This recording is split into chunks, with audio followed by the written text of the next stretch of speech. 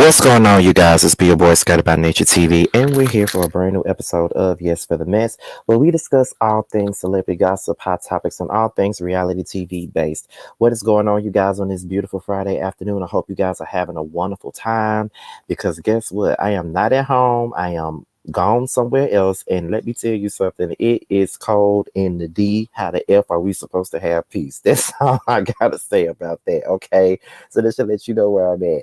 But before we get into what we're here to discuss, let's get into what I got going on. Now, as you guys already know, I do live reviews on the SWV and Xscape show, the Queens of R&B, every night after the show.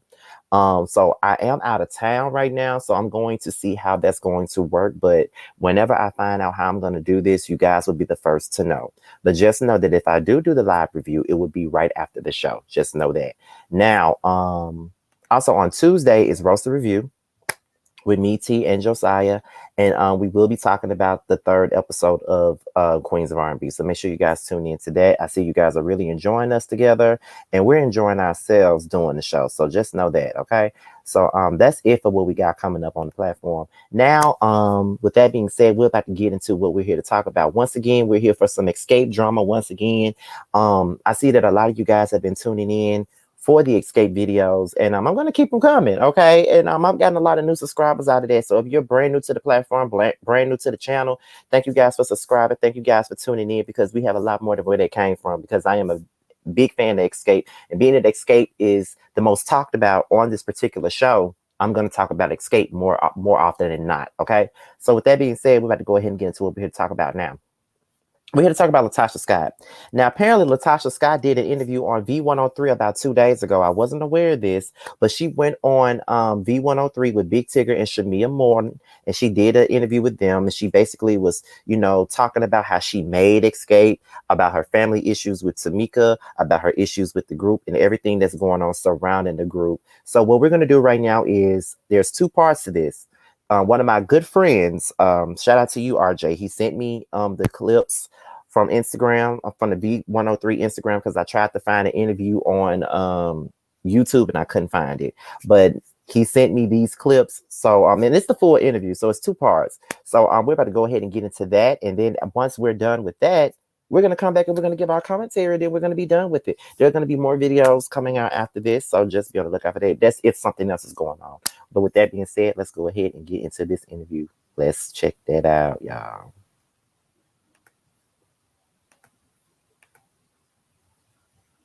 Hey, best friend. Latocha Scott, what up, sis? What's happening, bro? How you having? I'm living. You 10 smiling? toes down. Yeah. You know what I mean? Yeah, I gotta be grateful. Today's a new day. A very new day. So, listen, you got an all new album on the way. Yes. I do. I have an inspirational album that I worked on, and it's something from my heart. Every day was a different day. It's just a conversation I had with God, and so you have those times when you question things, you question life, you question the things that you're going through, and I did that. And so as I'm in the studio, I'm recording. It's like I have to share this, and allow people to understand that I called it's the invitation. That's the title of the album, and God invites us every day. And so with me having that invitation from me, my conversations, it's like everybody should have this type of relationship. It's not just about me, but I'm sharing my story. So that's all it is. Any heavy hitters on there? Freddie Nope. Hammond, Marv's that in? Nope, not yet. Everybody said they wanted to do it. I just wanted to come out on my own. Okay. To solidify that. Let me find out. We're going to have some Jesus remixes. I mean, it's definitely gonna be that. So is there a favorite song for you yet? Ooh, I got a couple. One right now that I'm leaning towards is gonna be the next single. It's called Afraid. You gotta sing a little bit for me. I got this morning. Please, you gotta bless us with that anointed voice. Well, we'll do it after the break. Let me get myself together. Okay, all right. We'll get it together. I need some anointing. Okay. Now, let's drop it on Good Friday, which is a good thing. Yes. Without question. You also have a book on the way? Well, I have a book out now. Oh, Guess sorry, what, yeah. I brought you one. Book. Yes. I Got my brought book. you You just one. roll up Okay. again. Thank you. I definitely have you one. I get jealous real quick. Okay, the Planted Lifestyle. Yes. Okay, so are you on plant-based? That's Yes, all plant-based. You I vegan, love vegan? it. Yeah, Oh, yeah. how's that working out for you? I mean, it's working out. I mean, you sharing with me. How's it going? You gotta ask. Listen, you can be happy and healthy and not Yeah. and not like your food. No, But that's you know, it came from a place, Tigger, to be honest with you. You know, when we first met, you know, I was the heavy set girl. I was the thick one of the group.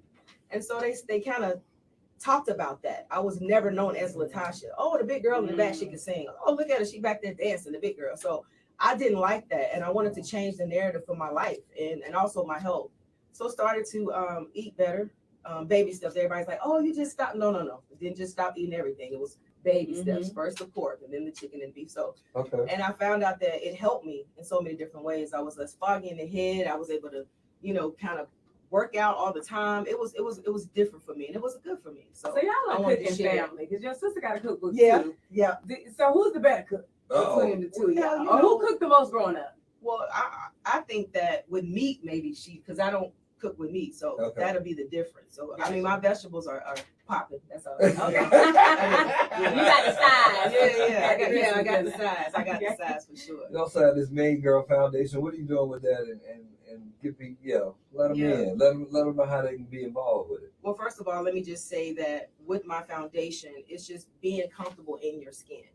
So long I was not a comfortable girl in my skin, and so having a foundation to let girls know that you can do it. You know, some people don't know how to cook. Is going into the culinary part. That I'm trying to show them that even in the studio, some people want to do music.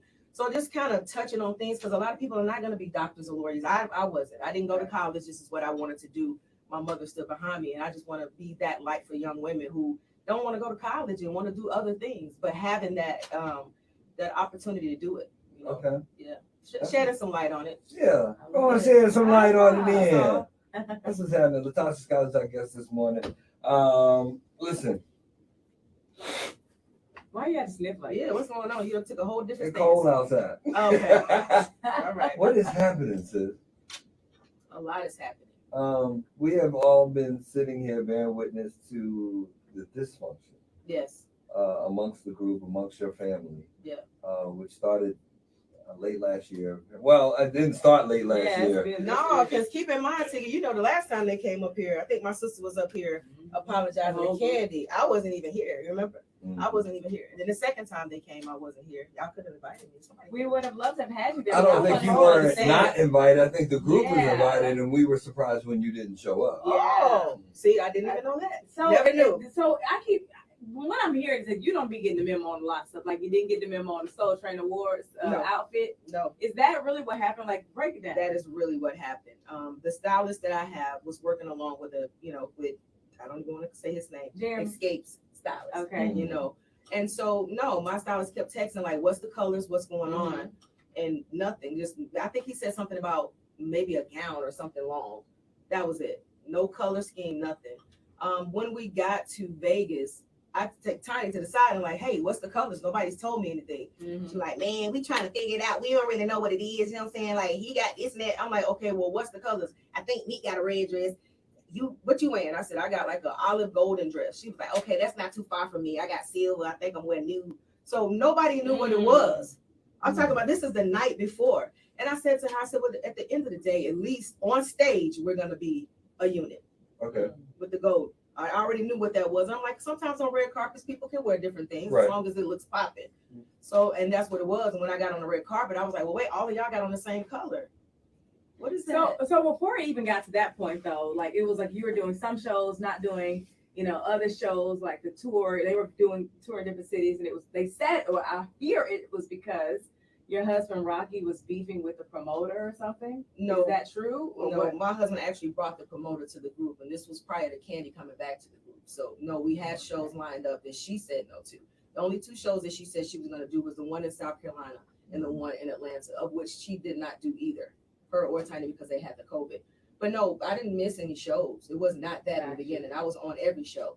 There was a conflict with the promoter who tried to get, a little irate, and my husband was like, we're not going. He wanted us to make up a show when he got all of the money from the box office. He used Xscape's name on both shows. The South Carolina, nobody got refunds. Nobody gave them money back, nothing.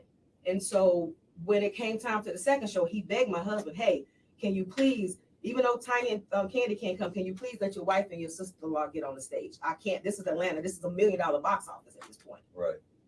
We get on the stage, we do what we got to do, and then he comes back to say, "Hey, y'all got to do a makeup show in a whole different city, and I'm not going to pay the girls." It was a lie. And my husband like, "Well, first of all, my wife is not going to get on stage because you made the money." But we got receipts for that. But no, I never wanted to. But when he threatened my husband, I'm not comfortable with going somewhere when my husband is threatened. I'm very not comfortable. And I told the girls that, like, let's pick a different promoter, and we're cool. I can go on the road. But now they're still with the promoter. So, what is at the root of all of this? Because it seems like we're getting through the TV show and the reality series, a lot more history, a lot more insight. Yeah. And it seems like this is a long-standing thing. How and why? Like, in your opinion, what is if there is one thing you can hang it all on, what is the one thing that continues to be an issue amongst the group? I just think we have differences of opinion and we don't communicate. We never sit down and talk about things. It's not that. It's always talking to someone else, going to someone else. And by the time it comes back, everybody has their own opinion and it gets out of hand. Now, when we signed up, I want to say for myself, when I signed up for this show, all it was about was going on tour, singing, 30 years in the game, right, with another group, SWV, who's a super group to me. Right. So even when Coco and I talk, she's like, "Oh, this is just crazy. Like, we never thought it would be this. I promise you." And it's like, once the television comes on, once we start filming, boom, there's one thing after the next. Yeah, because the first episode was like fireworks, and I hate that. I have sisters or whatever, and I don't like division in families. It's just not a good feeling. So to see you and your sister kind of at odds is uncomfortable to even watch. I mean, this whole thing of your husband and you taking 30,000 from her, like, please help me understand it. That is not true. I would never steal from my sister. And it's questionable because keep in mind, all this time we have been doing shows. We have sold out tours. So if anything would have happened, why didn't you, sister, I'm your sister, and I'm just hearing it on a testimonial? Never heard anything like this. So what is this? And I'm being attacked every day. So I get it, it's the tricks of TV, it's a monster out there. So when she confronted you about it in that scene with you and your mom, she was basically saying that your mom always sides with you. Do you feel like you're your mom's favorite? No, I do not. People didn't even, what you guys you didn't see the whole thing. All you saw was what. Yeah, because it felt like y'all got quiet and it was kind of like, oh, I didn't know it was going there. No, it was so many other things that were said. There was so much disrespect. My sister said so many different things. And when it comes to my family, that I don't put my family business in the street. That's something that we talk about behind closed doors. My mother's always taught us that that's the bond that you have. If we want to shake the tables at home, we shake the tables at home. If we want to fuss and fight, that's what we do. But when we come outside those doors, it's love. And we just didn't get to that part. We just never got to show the love that we actually have. And my mother does not show favoritism, but does she get on to both of us? Yes. If you notice in that scene, my mom was like, "Hey, I don't care what nobody say, y'all." She was talking to both of us. So, but that's my little sister at the end of the day. She's always been that one, to talk back and do certain things. So this is nothing new to us. But the way our dynamics are, you guys don't understand. My mother is the one to put her foot down. She says what it is, and we get through it. But now we've never had these problems. We've never had any problems like this. Not to this extent. Tasha Scott is here, ladies and gentlemen. We are talking about the drama, the TV show, and all of that. Y'all stick around. We got a little bit more coming up with Tasha. So much more. Y'all stick around. It's a Big Chicken Morning Show on V103. And throwbacks. That's right. Queen Shimmy. Hey, best friend. Latocha Scott, what else?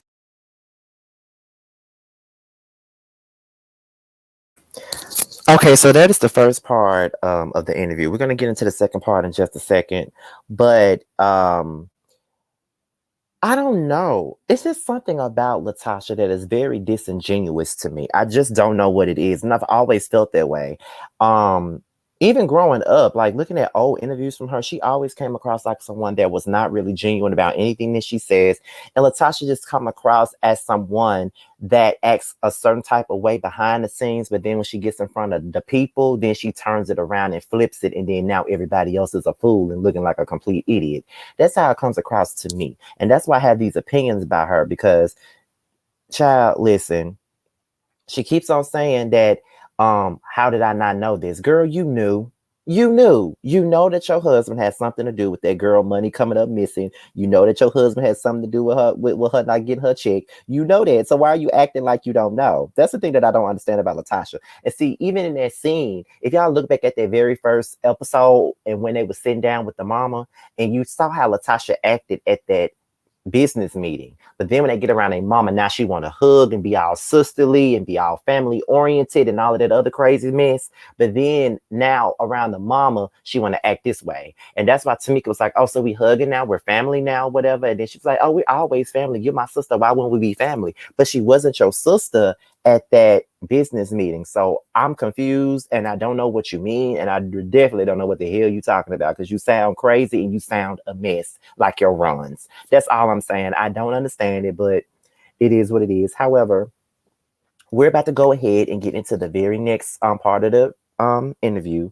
And I think this is the part where I'm going to have even more commentary on. So let's go ahead and get into that.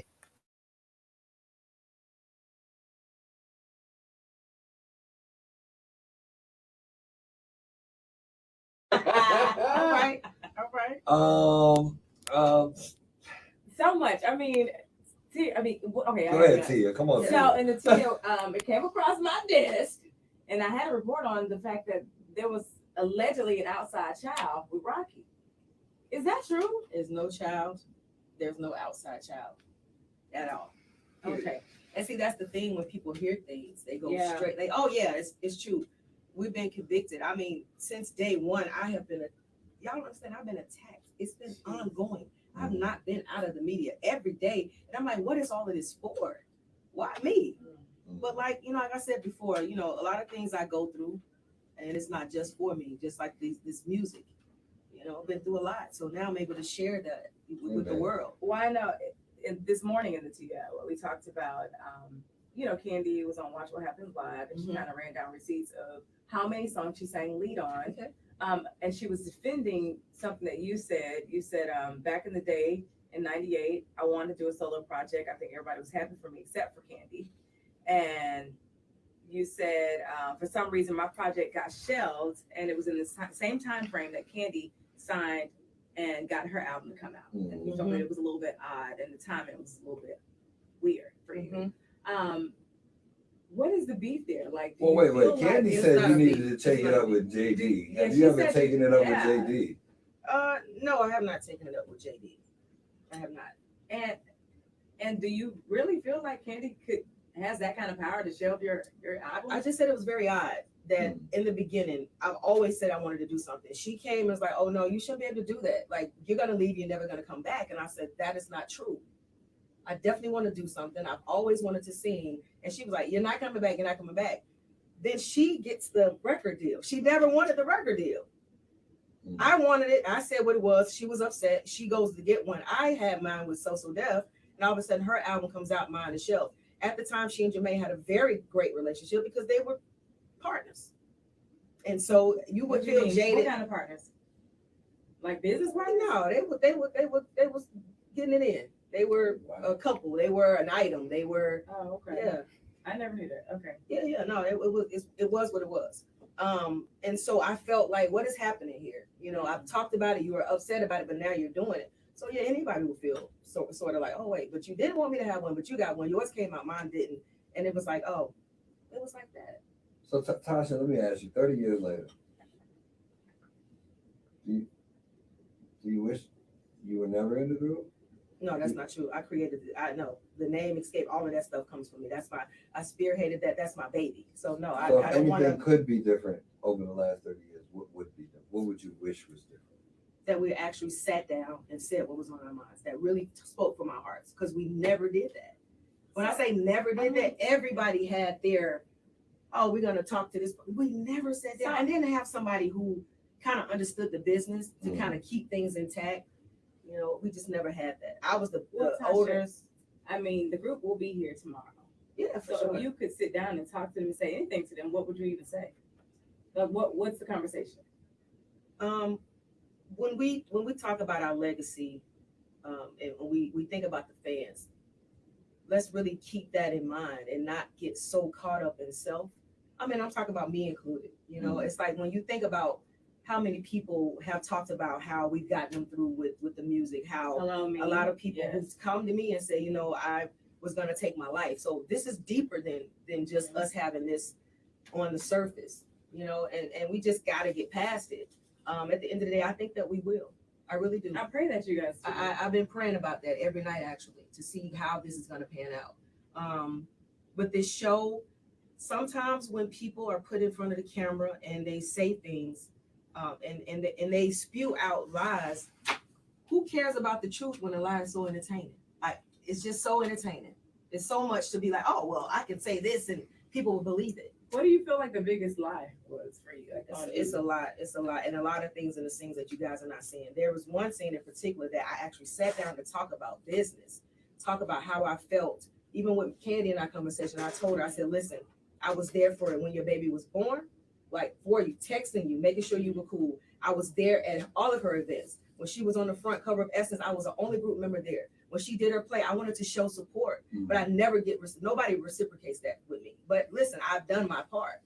That's all I can do at the end of the day. But no, it's a lot of things that are not even being shown in the light that it's supposed to be shown. All y'all see is me sitting in the room, I'm looking upset, but not knowing that we just had arguments. My mom and my sister got into it. And like I said, my family comes first. Right.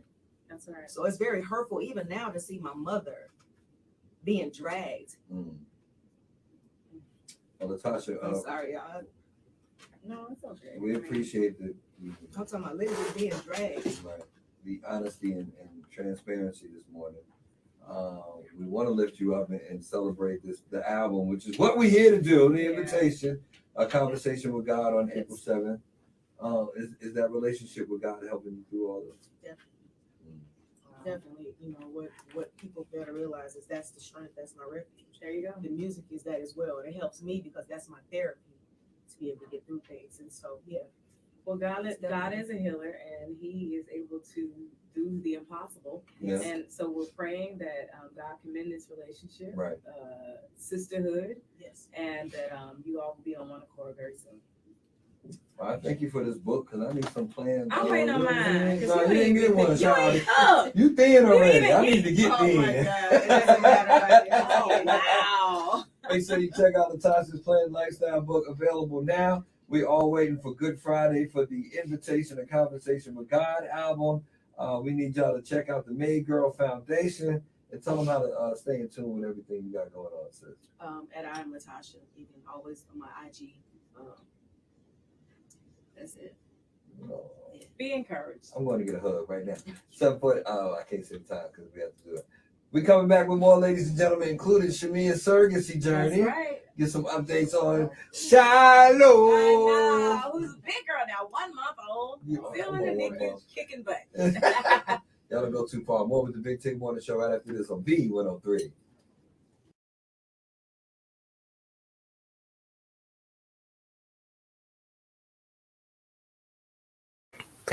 Okay, I'm sorry for that, you guys. Okay, so that was the end of that interview, and I took some notes on this second part because I feel like the second part of the interview was way more important.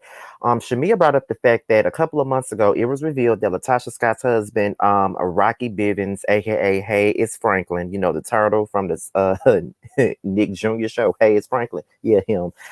It was revealed that he had a child on the way and that he had a mistress. She denies all claims of outside child, another woman, all of that stuff. She denies it. But I was told in the streets that that was true, and I heard that there was more to come from that. Now that's what I was told, and I ain't saying it, and that's very alleged. I ain't saying that it's true. I ain't saying that I believe, and I ain't even saying that I really give a damn about it. I'm just telling y'all what I was told because people send me stuff all the time, and that's what I was told. And I was told that way back when the thing first came out. So that's the first thing. Secondly, Latasha says that she's been attacked in the media and she just don't understand why. And she's been asking herself, why me? Why am I being attacked? Why me? Why am I being attacked? Girl, you being attacked because you got an effed up attitude and you don't know how to act. That's why you've been dragged.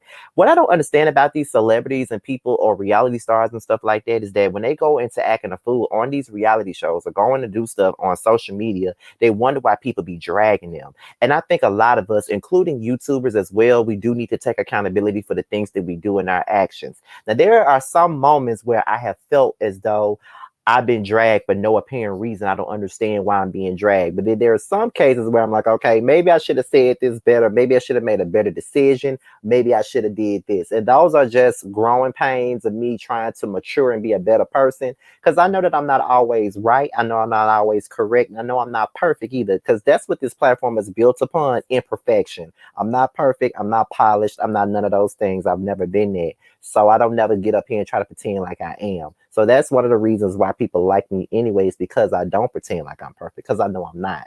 But Latasha has to understand that the reason why she's being dragged is the way that she's portraying herself in the media. And that's nobody else's fault but her own. That's the first thing. Second thing is, she said, I've been, why me? Why me, girl? Why you? You coming on every scene with a sour puss ass attitude and you don't get why? Girl, please. Okay.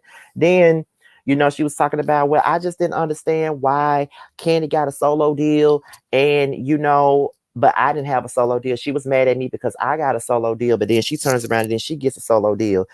Once again, ignoring the facts of it all. The girl clearly stated on her speak on it that she did not want a solo deal. She was forced into getting a solo deal because she had no money.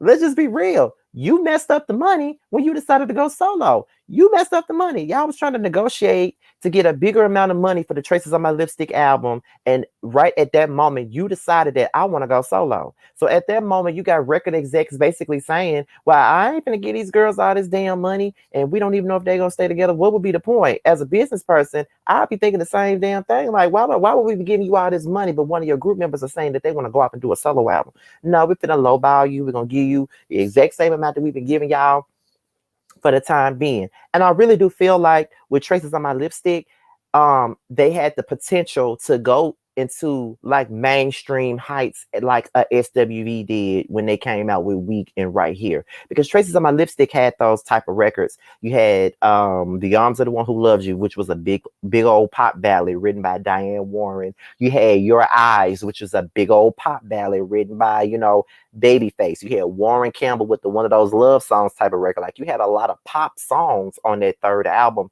that could have took y'all to other heights. But instead, you came along and said, I'm too big. I'm bigger than the group. Candy, you can do your modeling thing, whatever it is you do. And Tiny and Tamika, y'all can go and have more babies and shit. Cause I'm the shit. I'm the one. I'm the voice of Xscape. I'm the one. I'm finna get this solo deal. And the shit didn't happen. The only reason why she ended up with a solo deal is because of the songs that she was writing for other artists that was on the Columbia Records roster. And because of her songwriting and because of the success that she got as a solo artist, that's why she was able to get the solo deal. Tasha, you were there. You know what happened. Stop trying to imply that she had all of that power to keep your album from coming out. And then here you go, bringing up the Candy and Jermaine situation as if that's the reason. Candy and Jermaine did not start sleeping together until Traces on My Lipstick came out. And that is the narrative that people keep on trying to use, is the fact that she slept with Jermaine to get more solos. When she got solos, mini solos on the first two albums before she even opened up even spreaded her hot pocket wide open for Jermaine Dupri, which I don't understand why she spreaded it for him in the first place, but that's another story. Then she started talking about the business of Xscape and how the business just ain't right. And there's just many people that they just didn't trust that was trying to run the business. Meaning your husband was one of the people that was running the business. Your husband is one of the problems of Xscape. But because that's your brain, you're not going to go against your brain because you are Pinky and he is the definite brain. We do know that. Okay.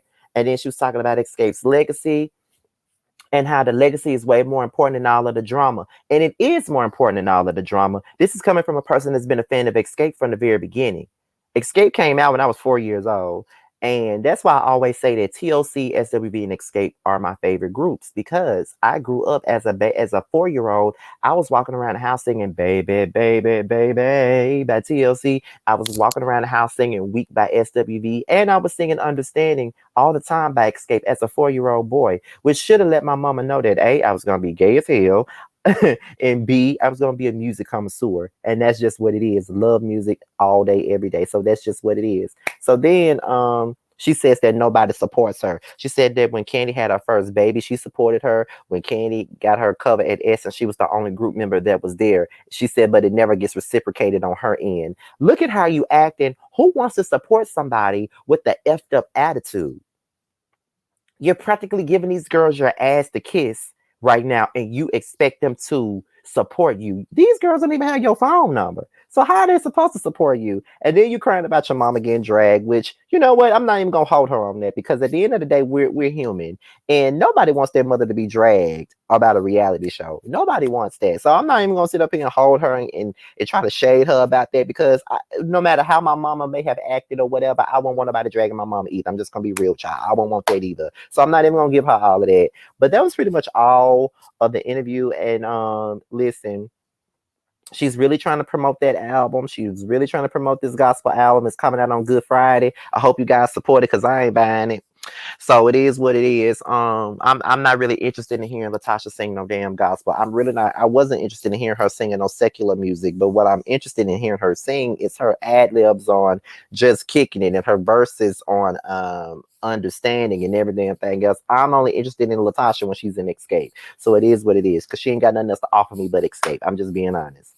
But if she wants to do that gospel album, go ahead. I'm not one to try to take nobody's dream from them, because it's just like with the whole podcasting thing. And I'm in the world of YouTubing and podcasting. Some people put both of the things in the same bracket, and people say everybody don't need no podcast. Well, who are you to say everybody don't need no podcast? You know what I mean? Because I feel like when people say that, they're putting me in that same predicament, and I have a fan base that supports me, so I'm going to continue to be here as long as I'm allowed to be.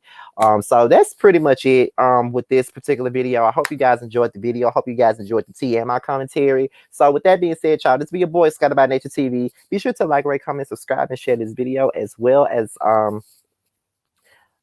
clicking the notification bell so you can be notified whenever a video drops. If you want to follow me on any form of social media, my Twitter, my Instagram, and my TikTok will be down below. With that being said, you guys, your boys up out of here. And if you're in the chat, make sure you guys are leaving blue hearts in the chat for Danita Rashawn. I'll talk to you guys a little bit later. Bye, y'all. What's up? What's up, guys? It's your boy Tremel. I just wanted to say that I have a new project that's out. It's called Mixed Feelings. It's on all streaming platforms. I would hope that you would go and check it out. It's a really good feel of an album. It's got everything you need and more. It's got R&B, it's got a little bit of pop, it's got a little bit of hip hop. It's everything that you need and more. It's out all streaming platforms, like I said. Please check me out, and you can also follow me at IAM_Tremel. That's IAM_TRAMEL. Check me out. I hope to hear from you.